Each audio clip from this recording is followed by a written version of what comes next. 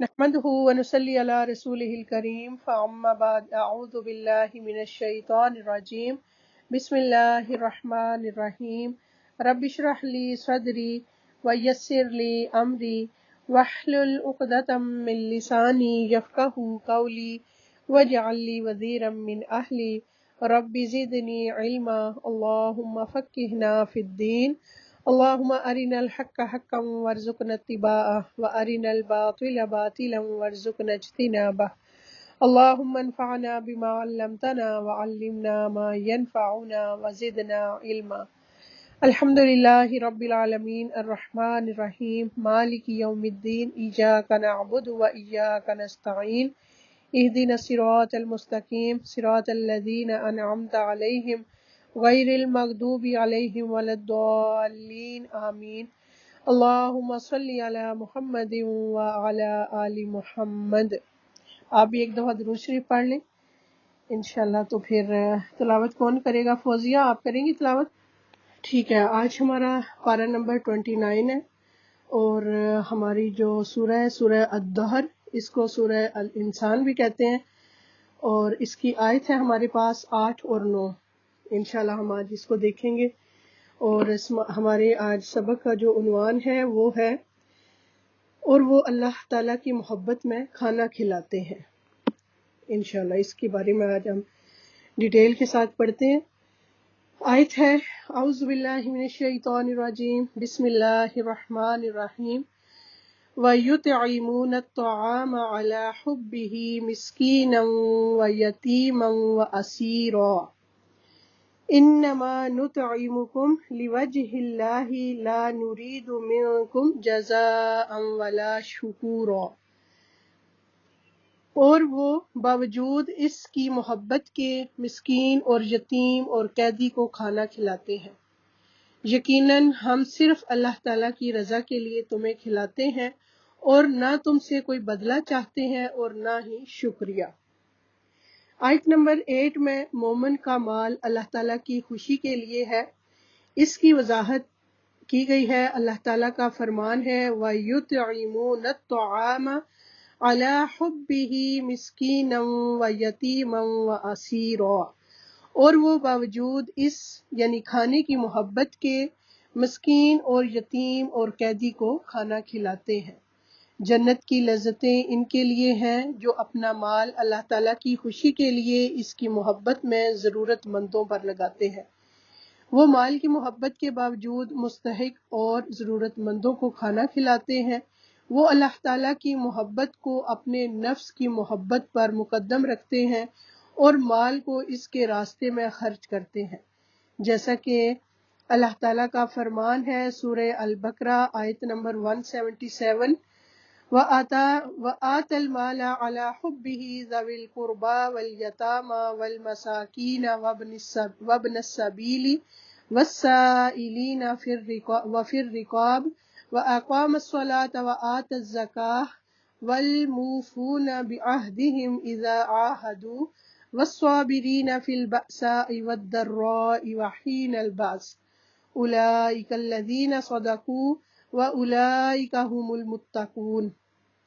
اور مال دے اس کی محبت کے باوجود رشتہ داروں، یتیموں، مسکینوں، مسافروں، سوال کرنے والوں اور غلاموں کو چھڑانے میں، اور نماز قائم کی اور زکوٰۃ ادا کی اور اپنے عہد کو پورا کرنے والے ہوں جب وہ عہد کریں، اور تنگ دستی، تکلیف اور لڑائی کے وقت صبر کرنے والے ہوں۔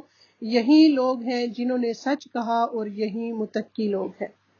اللہ تعالیٰ کے یہاں کسی کو نیکی کا اعلیٰ مقام نصیب نہیں ہو سکتا جب تک کہ وہ اپنا محبوب مال اس کے راستے میں خرچ نہ کرے۔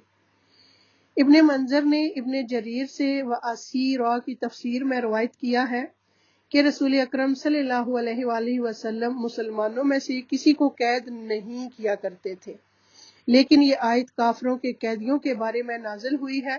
کافر عذاب میں ان کو قید کر لیا کرتے تھے تو رسول اکرم صلی اللہ علیہ وآلہ وسلم ان کے ساتھ بھلائی کرنے کا حکم دیا کرتے تھے۔ اللہ تعالیٰ کا فرمان ہے سورہ البلد آیت نمبر 11، 12، 13، 14 سے لے کے 16 تک فلقتحم العقبہ وما ادراک ما العقبہ فک رقبہ او اطعام فی یوم ذی مسغبہ یتیما ذا مقربہ او مسکینا ذا متربہ۔ سو وہ دشوار گزار گھاٹی میں داخل نہیں ہوا، اور تم کیا جانو کہ کیا ہے وہ دشوار گزار گھاٹی، کسی گردن کا چھڑانا یا بھوک والے دن کھانا کھلانا کسی رشتہ دار یتیم کو یا خاک نشین محتاج کو۔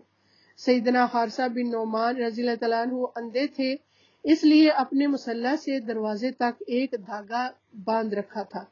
جب کوئی مسکین آتا تو ٹوکری سے کچھ کھجوریں لے لیتے اور دھاگے کے سہارے سے دروازہ تک آ کر اس کو دے دیتے۔ گھر کے لوگوں نے کہا ہم آپ کا یہ کام کر سکتے ہیں۔ بولے رسول اللہ صلی اللہ علیہ وآلہ وسلم نے فرمایا ہے مسکین کو دینا بری جگہ پر گرنے سے محفوظ رکھتا ہے۔ اسی طرح ایک دن سیدہ عائشہ رضی اللہ تعالیٰ عنہا روزے سے تھی اور گھر میں ایک روٹی کے سوا کچھ نہ تھا۔ اسی حالت میں ایک مسکین نے سوال کیا، انہوں نے لونڈی سے کہا وہ روٹی اس کو دے دو۔ اس نے کہا افطار کس چیز سے کریں گی؟ بولی دے تو دو۔ شام ہوئی تو کسی نے بکری کا گوشت بھجوا دیا۔ لونڈی کو بلا کر کہا لے کھا، یہ تیری روٹی سے بہتر ہے۔ سبحان اللہ۔ اسی طرح ایک اور روایت ہے، صحیح بخاری کی ہے 3046 میں، سیدنا ابو موسیٰ رضی اللہ تعالیٰ عنہ بیان کرتے ہیں کہ رسول اللہ صلی اللہ علیہ وآلہ وسلم نے فرمایا قیدیوں کو آزاد کراؤ، بھوکے کو کھانا کھلاؤ اور بیمار کی عیادت کرو۔ تندرستی اور حالت بخل کا صدقہ بڑی فضیلت والا ہے۔ جب تمہیں مال کی محبت، حرص اور حاجت ہو، اس وقت کا صدقہ کرنا افضل ہے۔ سیدنا ابن عباس رضی اللہ تعالیٰ عنہما کہتے ہیں اس وقت مشرک ہی قیدی تھے، آپ صلی اللہ علیہ وآلہ وسلم نے بدر کے قیدیوں کی خاطرداری کا حکم دیا تھا، انہیں مسلمان اپنے سے اچھا کھانا کھلاتے تھے۔ سبحان اللہ۔ اسیر سے مراد غلام بھی ہیں۔ غلاموں، کمزوروں اور ماتحتوں کے ساتھ حسن سلوک کے لیے آپ صلی اللہ علیہ وآلہ وسلم نے بہت نصیحتیں فرمائیں۔ آیت نمبر 9 میں انما نطعمکم لوجہ اللہ، یقیناً ہم صرف اللہ تعالیٰ کی رضا کے لیے تمہیں کھلاتے ہیں، یعنی ہم اللہ تعالیٰ کی رضا اور ثواب کے حصول کے لیے تمہارے ساتھ حسن کا معاملہ کرتے ہیں۔ لا نرید منکم جزاء ولا شکورا، اور ہم نہ تم سے کوئی بدلہ چاہتے ہیں اور نہ ہی شکریہ۔ ہم تم سے نہ کوئی بدلہ چاہتے ہیں کہ آپ ہمیں کوئی مالی جزا دو، نہ ہم یہ چاہتے ہیں کہ تم لوگوں کے سامنے ہماری تعریف بیان کرو۔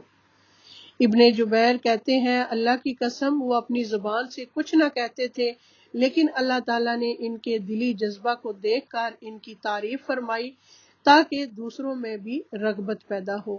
مسکین کو کھانا کھلانا اعلیٰ درجے کا عمل تب بنتا ہے جب اللہ تعالیٰ کی رضا کے جذبے کے سوا کوئی دنیاوی نفع پیش نظر نہ ہو، حتیٰ کہ شکریہ تک کی توقع نہ رکھی جائے۔ سوال یہ ہے کہ دنیا میں منظم ٹیکس نافذ کر کے محتاجوں کی امداد کی جاتی ہے، عام ٹیکس اور اسلامی نظام کی ہدایات میں کیا فرق ہے؟ دنیا کے ٹیکس اور اسلام کے صدقے کے لیے دی جانے والی ہدایات کے تحت محتاجوں کی مدد تو ہوتی ہے، لیکن اسلام دینے والوں کو روحانی پاکیزگی کے اعلیٰ سطح تک لے جانا چاہتا ہے۔ اس اعتبار سے عام ٹیکس سے وہ فوائد حاصل نہیں ہوتے جو اللہ تعالیٰ کی دی ہوئی ہدایات سے حاصل ہوتے ہیں۔ دنیا میں ہم دیکھتے ہیں کہ دو طرح کے لوگ پائے جاتے ہیں۔ ایک وہ جو صرف اپنے بارے میں سوچتے ہیں، اپنے مفاد کے سوا کسی اور چیز کی خبر نہیں رکھتے، وہ صرف ان کاموں میں دلچسپی رکھتے ہیں جس میں ان کا کوئی ذاتی فائدہ ہو۔ ایسے لوگ احساس سے عاری اور بے رحم ہوتے ہیں۔ دوسری طرف وہ لوگ بھی ہیں جو خود ضرورت مند ہوتے ہوئے بھی دوسروں کی ضرورت پہلے پوری کر دیتے ہیں، اپنی ذات پر دوسروں کو ترجیح دیتے ہیں، دوسروں کو پہنچنے والی تکلیف انہیں گراں گزرتی ہے، اپنے جذبات کے ساتھ دوسروں کے جذبات کا بھی احساس رکھتے ہیں۔ ایسے لوگ اس زمین پر اللہ تعالیٰ کی مخلوق کے لیے نعمت ہے۔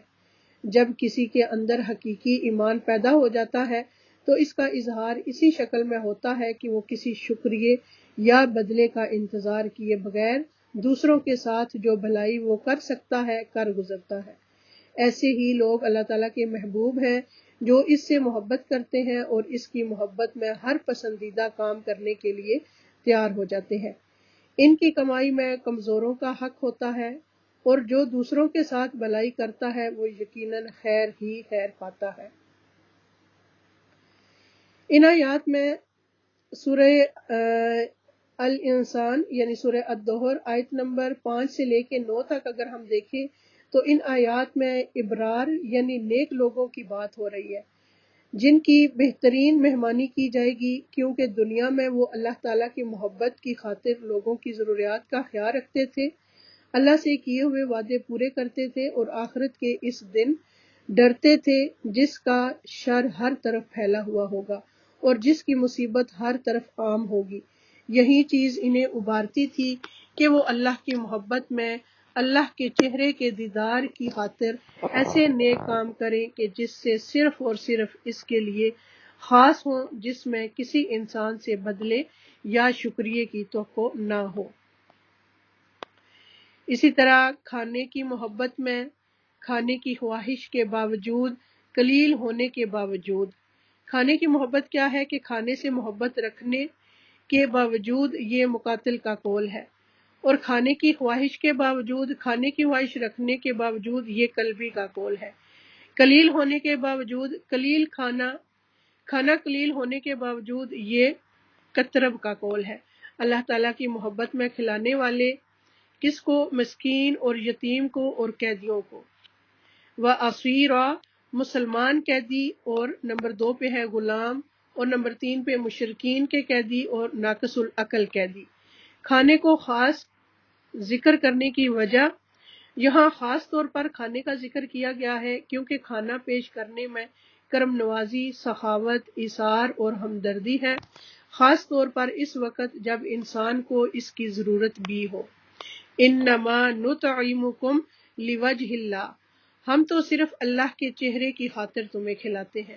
یہ ان کے اخلاص کی شدت ہے کہ وہ دنیا کا کوئی صلہ یا کوئی بدلہ حتیٰ کہ شکریہ کے الفاظ بھی نہیں چاہتے، بلکہ اللہ کی محبت چاہتے ہیں، اللہ کی رضا چاہتے ہیں، قیامت کے دن اللہ کا دیدار چاہتے ہیں، کیونکہ اللہ جو بدلہ دے سکتا ہے وہ بدلہ کوئی اور دے ہی نہیں سکتا۔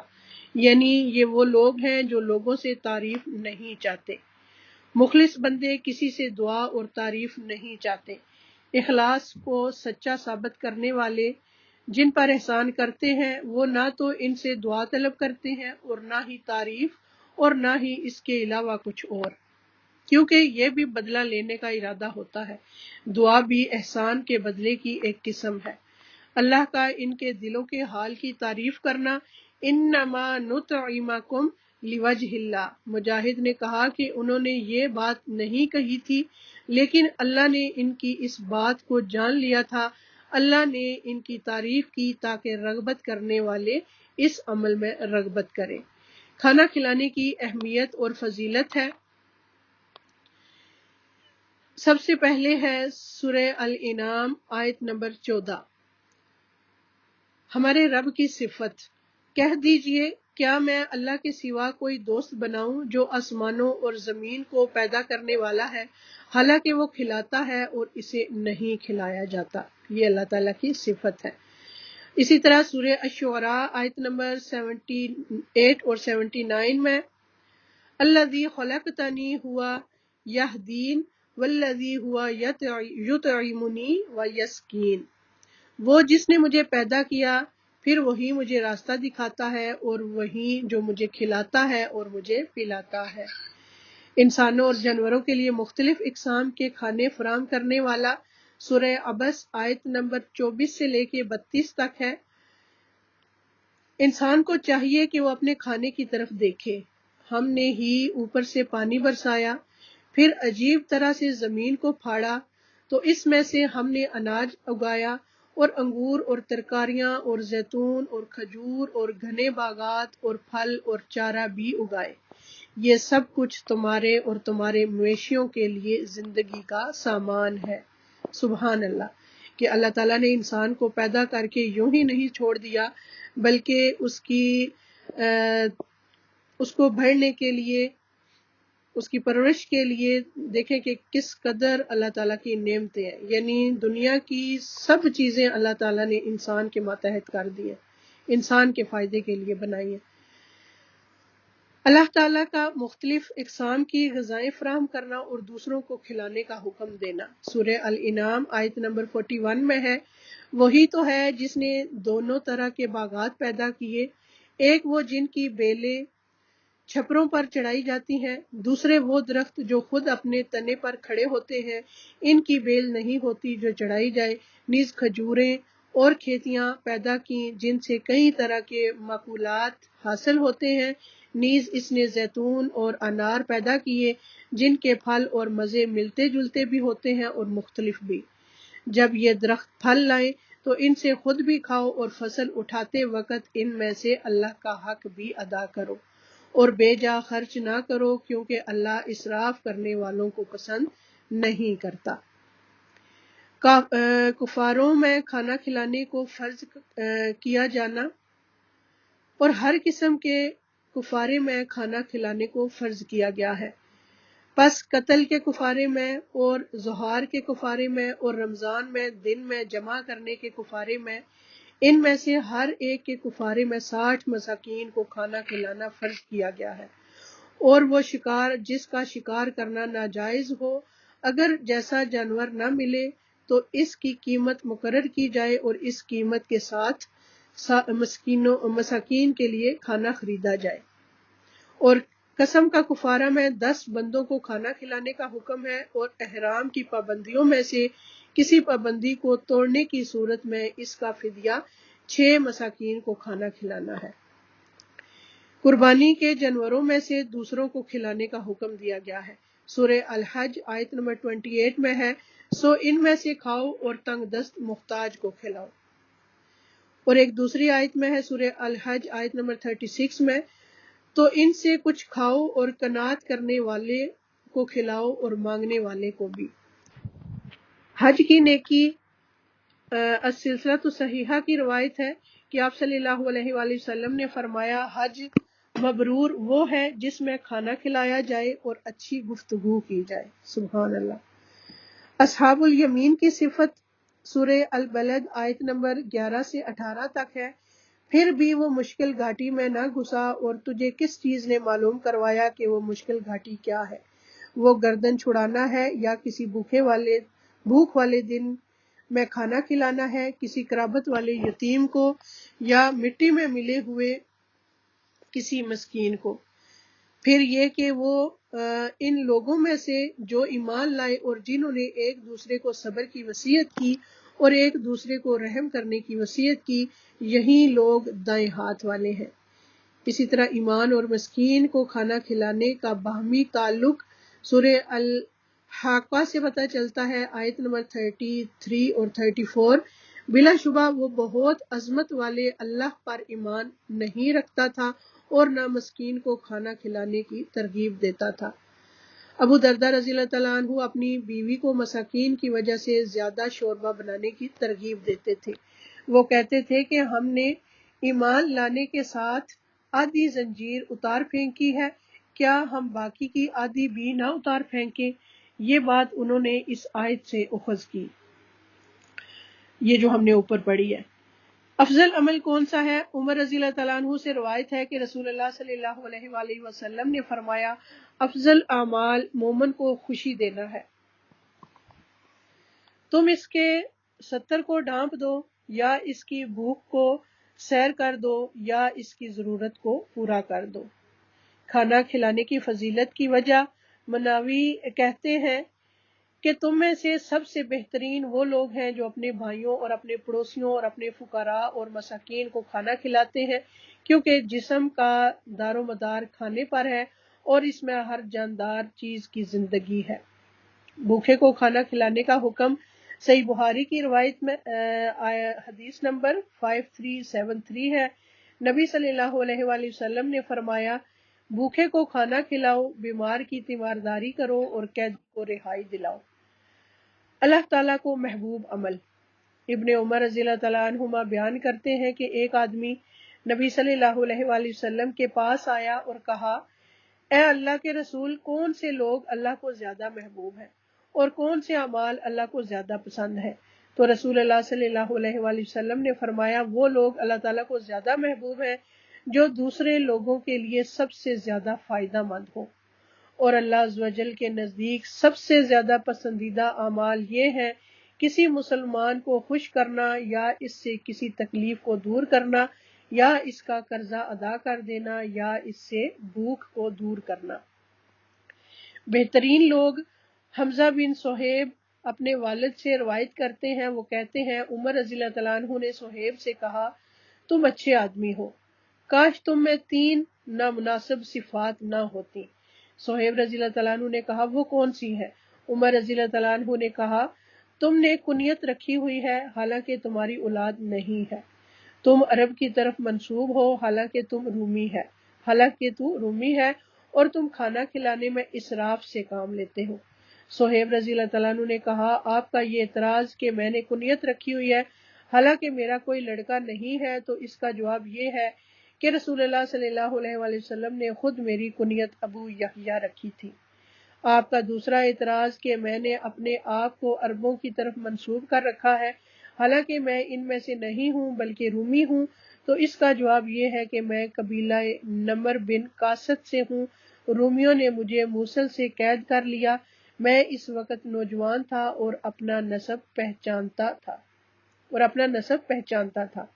اور آپ کا یہ اعتراض کہ میں کھانا کھلانے میں اسراف کرتا ہوں، تو میں نے خود رسول اللہ صلی اللہ علیہ وآلہ وسلم کو فرماتے سنا کہ تم میں سے بہترین شخص وہ ہے جو کھانا کھلائے۔ سبحان اللہ۔ ہر جگر والے کو کھلانے پلانے پر اجر۔ عبداللہ بن عمر رضی اللہ تعالیٰ عنہما سے مروی ہے کہ ایک شخص رسول اللہ صلی اللہ علیہ وآلہ وسلم کی خدمت میں حاضر ہوا اور عرض کیا کہ میں اپنے حوض میں پانی کھینچ رہا ہوتا ہوں، یہاں تک کہ جب میں اسے اپنے اونٹ کے لیے بھر لیتا ہوں تو کسی اور کا اونٹ آ جاتا ہے، میں اسے بھی پانی پلا دیتا ہوں، تو کیا مجھے کچھ اجر ملے گا؟ تو رسول اللہ صلی اللہ علیہ وآلہ وسلم نے فرمایا، بے شک ہر پیاسی جان کے ساتھ ہمدردی کرنے میں اجر ہے۔ سبحان اللہ۔ کھانا کھلانا صدقہ ہے۔ نبی صلی اللہ علیہ وآلہ وسلم نے فرمایا، تمہارا اپنے آپ کو کھلانا تمہارے لیے صدقہ ہے، تمہارا اپنے بیٹے کو کھلانا تمہارے لیے صدقہ ہے، تمہارا اپنی بیوی کو کھلانا تمہارے لیے صدقہ ہے، اور تمہارا اپنے خادم کو کھلانا تمہارے لیے صدقہ ہے۔ کھانا اللہ کے پاس ذخیرہ ہونا اور بڑا ہونا۔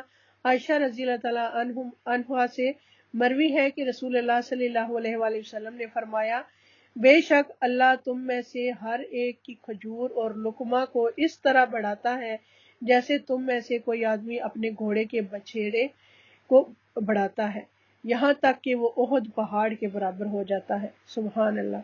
معمولی چیز کھلانے پر بھی اجر۔ رسول اللہ صلی اللہ علیہ وآلہ وسلم نے فرمایا، اپنے اور آگ کے درمیان میں آڑ بناؤ، خواہ ایک کھجور کے ٹکڑے سے ہی، یعنی اس کو صدقہ کر کے ہی۔ سعید بن جبیر کہتے ہیں کہ مسلمان یہ خیال کرتے تھے کہ قلیل چیز دینے پر ان کو اجر نہیں دیا جائے گا، تو جب ان کے دروازے پر مسکین آ جاتا تو وہ کھجور دینے یا روٹی کا ایک ٹکڑا دینے اور یا اخروٹ وغیرہ دینے کو قلیل سمجھتے تھے، اور وہ اس سائل کو واپس موڑ دیتے اور کہتے کہ یہ کچھ نہیں ہے، ہمیں صرف اسی چیز کے صدقہ کرنے پر اجر دیا جاتا ہے جو ہم خود پسند کرتے ہیں۔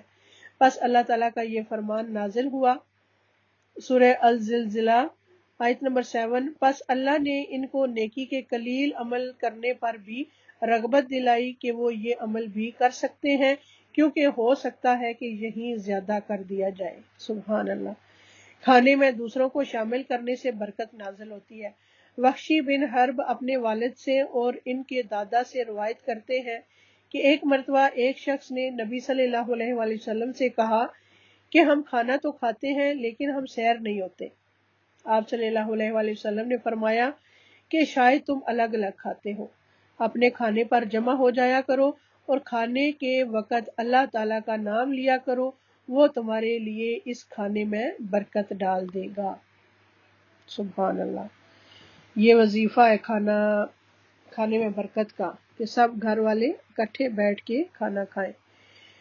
کھانا کھلانے سے خیر و بھلائی ملنا. حسن بن علی سے مروی ہے کہ بھلائی اس گھر کی طرف سے سب سے تیزی سے جاتی ہے جس میں کھانا کھلایا جاتا ہے. چھری سے لے کر اونٹ کی کوہان تک، یعنی ہر طرف بھلائی اور خیر نازل ہوتی ہے. سبحان اللہ. کھانے میں پڑوسی کو شامل کرنا. ابو ذر رضی اللہ تعالیٰ عنہ سے مروی ہے، وہ کہتے ہیں کہ مجھے میرے خلیل صلی اللہ علیہ وآلہ وسلم نے 3 باتوں کی وصیت فرمائی ہے. نمبر 1 ہے بات سنو اور اطاعت کرو اگرچہ کٹے ہوئے اعضاء والے غلام حکمران کی ہو.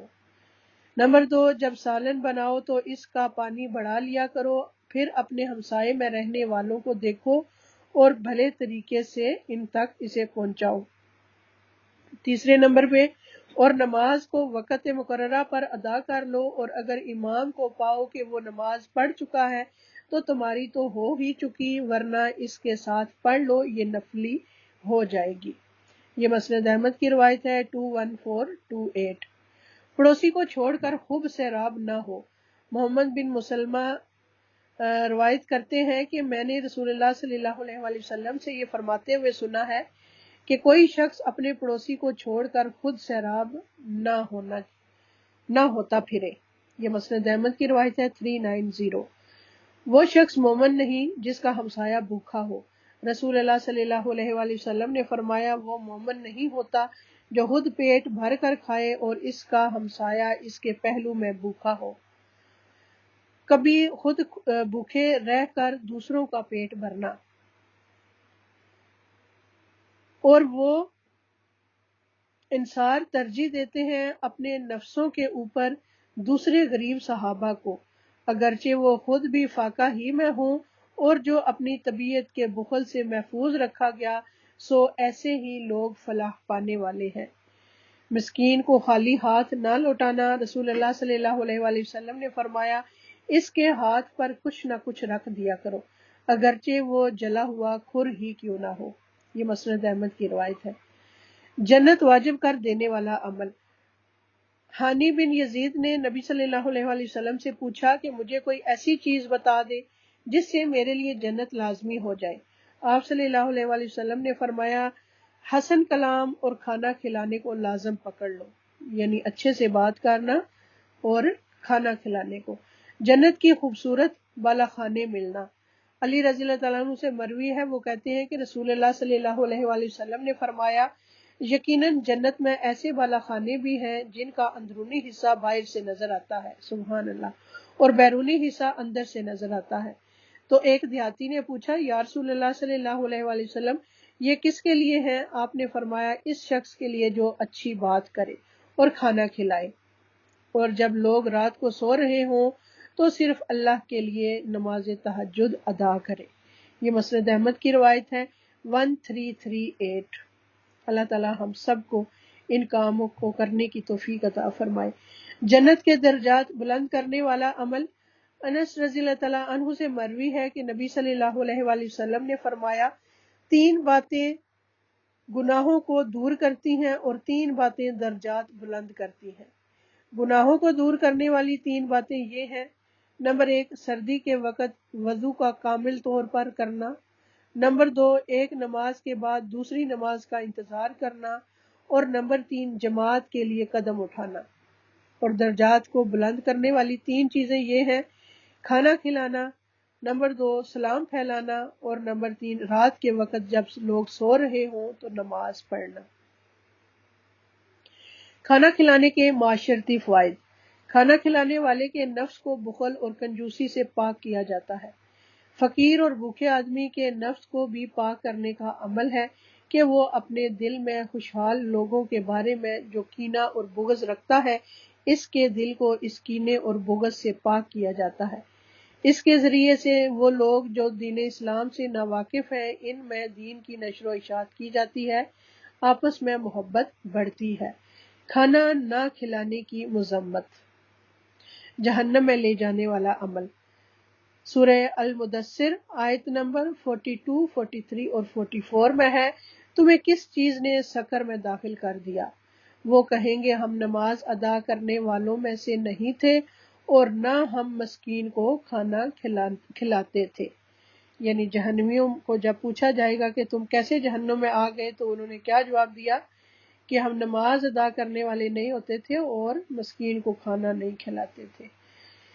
اللہ اکبر۔ کھانا نہ کھلانے کا نقصان۔ رسول اللہ صلی اللہ علیہ وآلہ وسلم نے فرمایا، بے شک اللہ عز و جل قیامت کے دن فرمائے گا، اے ابن آدم، میں نے تجھ سے کھانا مانگا لیکن تو نے مجھے کھانا نہیں کھلایا۔ وہ کہے گا، اے میرے رب، میں تجھے کیسے کھانا کھلاتا اور حالانکہ تو رب العالمین ہے۔ تو اللہ تعالیٰ فرمائے گا، کیا تو نہیں جانتا کہ میرے فلاں بندے نے تجھ سے کھانا مانگا تھا لیکن تو نے اس کو کھانا نہیں کھلایا تھا؟ کیا تو نہیں جانتا کہ اگر تو اس کو کھانا کھلاتا تو اسے میرے پاس پاتا؟ سبحان اللہ۔ پانی سے روکنا گناہ کا باعث ہے۔ ابو ہریرہ رضی اللہ تعالیٰ عنہ سے روایت ہے، وہ کہتے ہیں کہ رسول اللہ صلی اللہ علیہ وآلہ وسلم نے فرمایا کہ 3 شخص ایسے ہیں جن سے اللہ تعالیٰ قیامت کے دن کلام نہیں کرے گا، نہ ان کی طرف دیکھے گا، نہ ان کو گناہوں سے پاک کرے گا، اور ان کے لیے دردناک عذاب ہے۔ ان میں سے ایک وہ شخص ہے جس کے پاس ضرورت سے زیادہ پانی تھا اور پھر وہ مسافروں کو نہیں پلاتا تھا۔ یعنی سم ٹائم ایسا ہوتا ہے نا، سفر کر رہے ہوتے ہیں، مسافر بہت زیادہ ہوتے ہیں، تو کسی ایک کے پاس پانی ہوتا ہے تو وہ اپنے پانی کو چھپا لیتا ہے کہ میں ہی پیوں گا اس کو نا، جب باقیوں کے پاس نہیں ہوتا، تو یہ ایسے شخص کے لیے۔ اور ایک اور روایت میں ہے کہ اللہ اس سے فرمائے گا، آج میں تجھ پر اپنا فضل نہیں کروں گا جس طرح تو نے اپنے فضل کو روک رکھا تھا جس کو تیرے ہاتھوں نے نہیں بنایا تھا۔ اللہ اکبر۔ یعنی ہمارے پاس ہمارا اپنا کچھ بھی نہیں ہے، اللہ تعالیٰ کا دیا ہوا ہے۔ اللہ تعالیٰ کیا فرما رہے ہیں کہ جس کو تیرے ہاتھوں نے نہیں بنایا تھا۔ ایسی چھوٹی چھوٹی باتوں پہ غور کیا کریں۔ کھانا کھلانا انبیاء اور صحابہ کی صفت ہے، جیسا کہ ابراہیم علیہ السلام اور نبی پاک صلی اللہ علیہ وآلہ وسلم کی سنت، صحابہ کی سنت اور امہات کی سنت۔ نبی صلی اللہ علیہ وآلہ وسلم کی سنت کیا تھی؟ ارباز بن ساریہ رضی اللہ تعالیٰ عنہ سے مروی ہے، وہ کہتے ہیں کہ رسول اللہ صلی اللہ علیہ وآلہ وسلم نے مجھے رمضان میں سحری کے لیے بلایا اور فرمایا، آؤ مبارک کھانا کھا لو۔ اسی طرح صحابہ کی سنت، ابن عمر کے دسترخوان پر یتیم بھی حاضر ہوتا۔ ایک دن انہوں نے اپنا کھانا منگوایا اور یتیم کو بھی بلوایا اور یتیم وہاں نہ تھا۔ جب وہ کھانے سے فارغ ہو گئے تو یتیم آ گیا تو کھانا منگوایا لیکن کھانا نہ تھا۔ پھر ابن عمر نے بازار سے اس کے لیے ستو اور شہد منگوایا اور اس کو پیش کیا۔ نافع کہتے ہیں کہ ابن عمر رضی اللہ تعالیٰ عنہما اس وقت تک کھانا نہیں کھاتے تھے جب تک ان کے ساتھ کھانے کے لیے کوئی مسکین نہ لایا جاتا۔ ایک مرتبہ میں ان کے ساتھ کھانے کے لیے ایک شخص کو لایا کہ اس نے بہت زیادہ کھانا کھایا۔ بعد میں ابن عمر رضی اللہ تعالیٰ عنہما نے کہا کہ آئندہ اس شخص کو میرے ساتھ کھانے کے لیے نہ لانا۔ میں نے نبی صلی اللہ علیہ وآلہ وسلم سے سنا ہے کہ مومن ایک آنت میں کھاتا ہے اور کافر 7 آنتوں میں کھاتا ہے۔ اللہ اکبر۔ نافع کہتے ہیں کہ نافع کہتے ہیں کہا ابن عمر رضی اللہ تعالیٰ عنہما بیمار ہو گئے تو انہوں نے انگور کی خواہش ظاہر کی، اور ابھی انگور نئے نئے آئے تھے، یعنی ابھی ان کا موسم شروع نہیں ہوا تھا، تو ان کی بیوی صفیہ نے 1 درہم بھیجا تاکہ اس کا انگور اور خوشہ خریدا جائے۔ تو جو الائچی انگور لینے گیا تھا اس کے پیچھے پیچھے ایک سائل چلا آیا۔ پھر جب وہ الائچی دروازے پر آیا اور داخل ہوا تو اس نے کہا کہ ایک سائل ہے، ایک سائل ہے۔ ابن عمر رضی اللہ تعالیٰ عنہ نے کہا یہ اس کو دے دو، تو وہ خوشہ انہوں نے سائل کو دے دیا۔ پھر صفیہ نے 1 اور درہم بھیجا اور انگوروں کا خوشہ خریدا تو اس الائچی کے پیچھے وہی سائل چلا آیا۔ جب وہ دروازے تک پہنچا اور یہ الائچی اندر داخل ہوا تو اس نے کہا ایک سائل ہے، ایک سائل ہے۔ ابن عمر رضی اللہ تعالیٰ عنہ نے کہا یہ انگوروں کا خوشہ اس کو دے دو، تو یہ خوشہ اس کو دے دیا گیا۔ تو صفیہ نے سائل کی طرف پیغام بھیجا، اللہ کی قسم اگر تم واپس آؤ گے تو دوبارہ کبھی بھی مجھ سے خیر نہیں پاؤ گے۔ پھر 1 اور درہم بھیجا اور اس سے انگوروں کا خوشہ خریدا۔ اللہ اکبر۔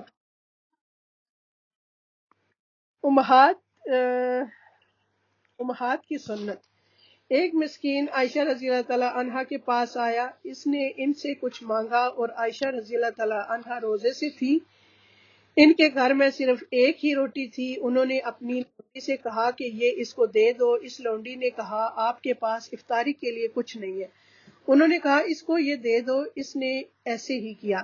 وہ کہتی ہے کہ جب شام ہوئی تو کسی گھرانے کی طرف سے ہمیں بکرے کا تحفہ بھیجا گیا، تو ام المومنین عائشہ رضی اللہ تعالیٰ عنہ نے مجھے بلایا اور کہا اس میں سے کھا لو، یہ تمہاری ایک روٹی سے بہتر ہے۔ اسی طرح سلف صالحین کا اپنے کھانے میں دوسروں کو شامل کرنا، افطار کے وقت دوسروں کو شامل کرنا، اور بہت سے سلف صالحین روزہ رکھتے تو اپنی افطاری کے کھانے میں دوسرے لوگوں کو ساتھ کھلانے کو ترجیح دیتے تھے۔ ان میں سے عبداللہ بن عمر رضی اللہ تعالیٰ عنہم اور داؤد طائی اور مالک بن دینار اور احمد بن حنبل ہیں۔ اور ابن عمر رضی اللہ تعالیٰ عنہ یتیموں اور مساکین کے ساتھ روزہ افطار کرتے تھے، اور کبھی اگر ابن عمر کو یہ علم ہو جاتا کہ ان کے گھر والوں نے ان کو ان مساکین اور یتیموں سے دور ہٹا دیا ہے تو اس رات وہ افطاری نہ کھاتے، خود روزہ رکھ کر اپنے بھائیوں کو کھلاتے۔ اور سلف صالحین میں سے کچھ ایسے تھے جو اپنے بھائیوں کو کھانا کھلاتے اور خود روزہ رکھتے اور بیٹھ کر ان کی خدمت کرتے اور ان کو راحت پہنچاتے۔ ان میں سے حسن بصری اور عبداللہ بن مبارک ہیں۔ کبھی اکیلے کھانا نہ کھانے والے ابو سوار عدوی کہتے ہیں کہ بنی عدی کے کچھ لوگ اس مسجد میں نماز پڑھتے تھے، ان میں سے کسی ایک نے کبھی اکیلے اس طرح افطار نہیں، وہ کھانے پر اکیلے ہوں، اگر ان کو کوئی کھلانے والا ساتھ مل جاتا تو کھا لیتے، ورنہ وہ اپنا کھانا مسجد کی طرف لے جاتے تو وہ لوگوں کے ساتھ کھاتے اور لوگ ان کے ساتھ کھاتے۔ اپنے کھانے پر دوسرے کو ترجیح دینا۔ ربی بن خیثم کے پاس جب کوئی سائل آتا تو وہ کہتے اس کو شکر کھلاؤ، کیونکہ ربی شکر پسند کرتے تھے۔ دیکھیں کس طرح وہ سنت کو لے کے چلتے تھے نا، یعنی ایک نیکی اگر ان کو پتہ چل جاتی تو اس کو کیسے استقامت کے ساتھ اس کو کرتے تھے نیکی کو۔ اللہ تعالی ہمیں بھی توفیق عطا فرمائے۔ غلام آزاد کرنے سے زیادہ کھانا کھلانے کو پسند کرنا۔ بعض سلف صالحین کہتے ہیں کہیں اپنے ساتھیوں میں سے 10 ساتھیوں کو دعوت دوں اور ان کو ایسا کھانا کھلا دوں جسے وہ پسند کرتے ہوں تو یہ مجھے اسماعیل کی اولاد میں سے 10 غلام آزاد کرنے سے زیادہ محبوب ہے۔ دنیا کی ہر چیز سے زیادہ اپنے بھائی کو کھلانے کو پسند کرنا۔ ابو سلیمان دارانی کہتے ہیں کہا پوری دنیا میں سے مجھے صرف ایک لقمہ ملے پھر میرا بھائی آ جائے تو میں یہی پسند کروں گا کہ یہ لقمہ اس کے منہ میں ڈال دوں۔ اس کے علاوہ گھر آنے والے مہمان کو بہتر چیز پیش کرنا۔ ابو خلدہ کہتے ہیں کہ میں اور عبداللہ بن اون محمد بن سیرین کے پاس گئے تو انہوں نے ہمیں مرحبا کہا اور وہ کہنے لگے کہ مجھے سمجھ نہیں آ رہی کہ میں تمہیں کیا تحفہ دوں۔ تم میں سے ہر ایک کے گھر میں روٹی اور گوشت کھایا جاتا ہے، لیکن میں تمہیں ایسا کھانا کھلاؤں گا جس کے بارے میں میرا خیال ہے کہ وہ تمہارے گھر میں نہیں کھایا جاتا۔ تو وہ شہد لے آئے جو کہ شیرنی کی طرح کی کوئی چیز تھی، وہ اسے چھری سے کاٹتے تھے اور ہمیں کھلاتے تھے، یعنی اتنے ذوق و شوق کے ساتھ لوگوں کو کھلاتے تھے۔ اپنی پسند کا کھانا خود بنا کر دوسروں کو کھلانا۔ عامش کہتے ہیں کہ ہیثمہ مٹھائی کی مانند ایک خیز تیار کرتے اور وہ بہت لذیذ کھانا بناتے، پھر وہ ابراہیم اور ہمیں بلاتے اور کہتے کہ یہ میرا پسندیدہ کھانا ہے، اسے کھاؤ، یہ میں نے تم لوگوں کے لیے تیار کیا ہے۔ اس کے علاوہ آنے والے مہمانوں کے لیے کچھ نہ کچھ سنبھال کر رکھنا۔ جب حسن کے پاس ان کے بھائی آتے تو ان کے پاس جو کھانا موجود ہوتا وہ اسے اپنے بھائی کے پاس لے آتے، اور کبھی کسی سے کہتے کہ چارپائی کے نیچے سے یہ ٹوکری نکالیں، وہ اس کو نکالتے تو اس میں کھجوریں رکھی ہوتی تو وہ اسے کہتے کہ میں نے یہ کھجوریں آپ کے لیے ہی رکھی ہوئی تھی۔ اللہ اکبر۔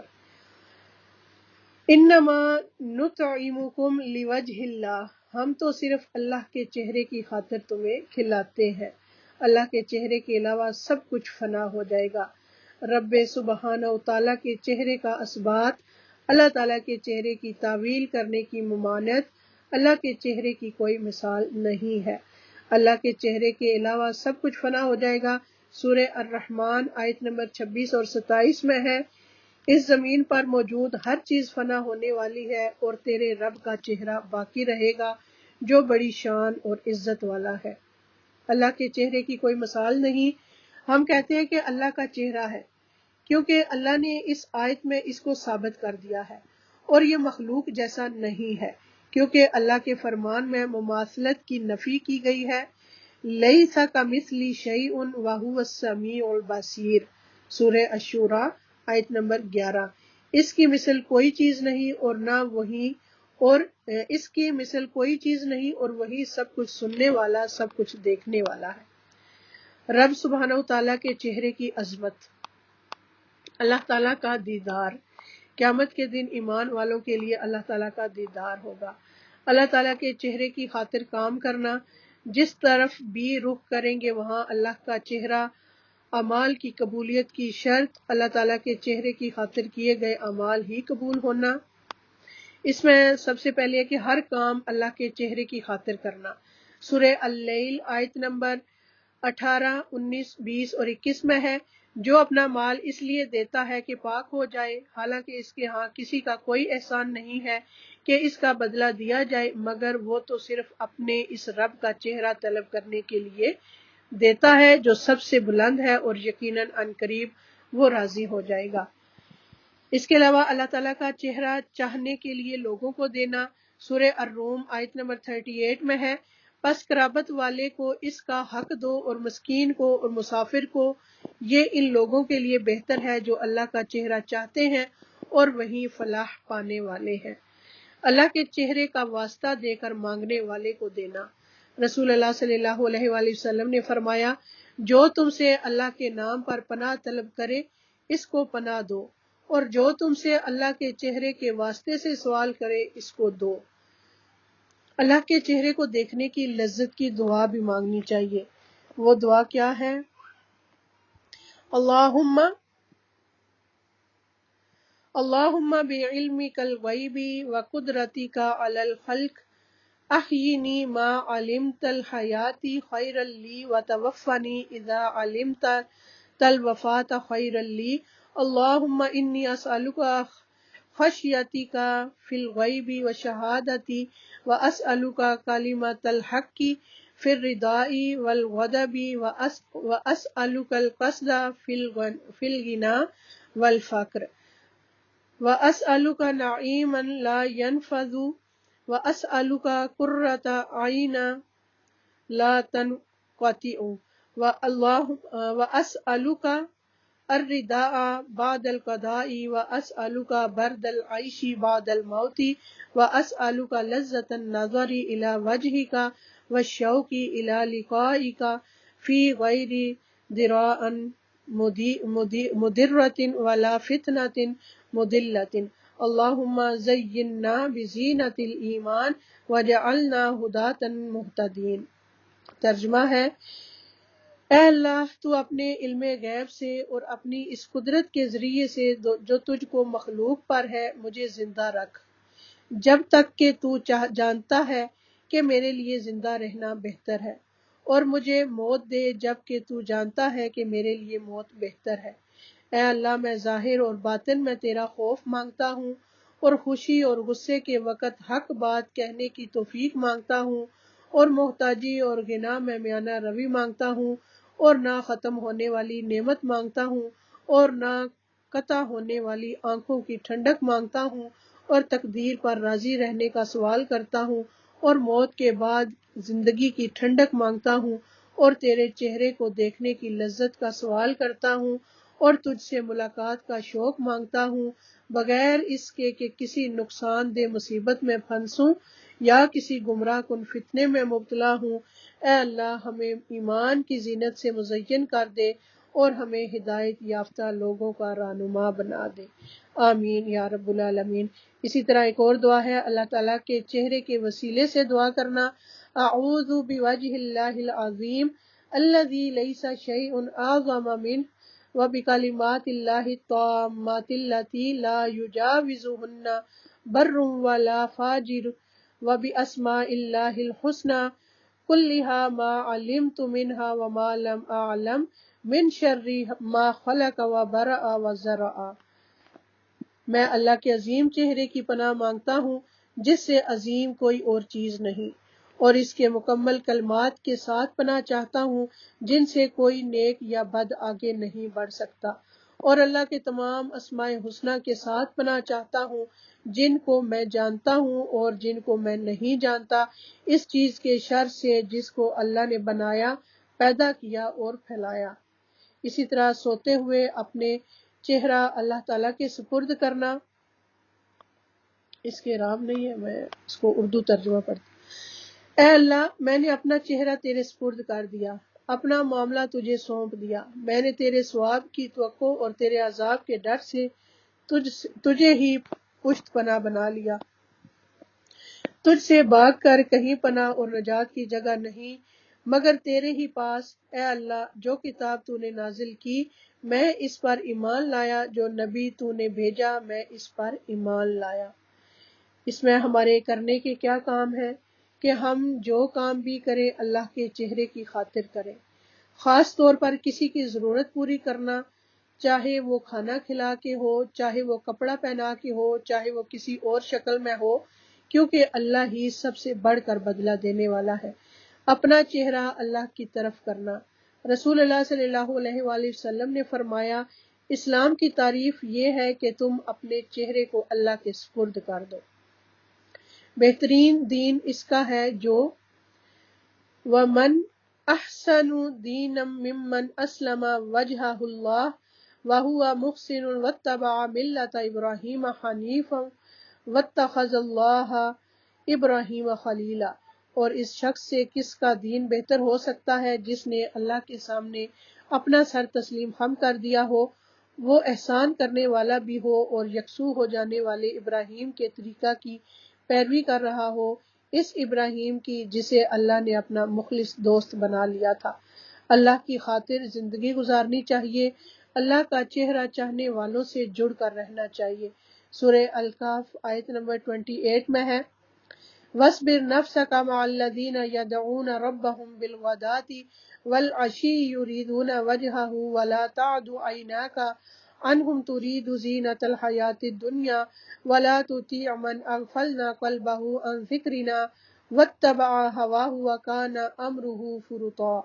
اور اپنے آپ کو ان لوگوں کے ساتھ روکے رکھو جو اپنے رب کو پہلے اور پچھلے پہر پکارتے ہیں، اس کا چہرہ چاہتے ہیں، اور تیری آنکھیں ان سے آگے نہ بڑھیں کہ تو دنیا کی زندگی کی زینت چاہتا ہو، اور اس شخص کا کہنا مت مان جس کے دل کو ہم نے اپنی یاد سے غافل کر دیا اور وہ اپنی خواہش کے پیچھے چلا، اور اس کا کام ہمیشہ حد سے بڑا ہوا ہے۔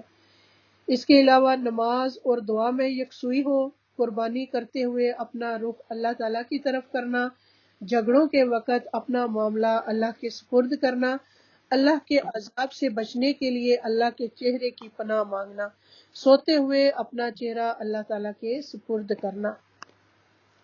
وآخر دعوانا ان الحمد للہ رب العالمین۔ سبحانک اللہم وبحمدک، نشہد ان لا الہ الا انت، استغفرک واتوب الیک۔ السلام علیکم ورحمۃ اللہ وبرکاتہ۔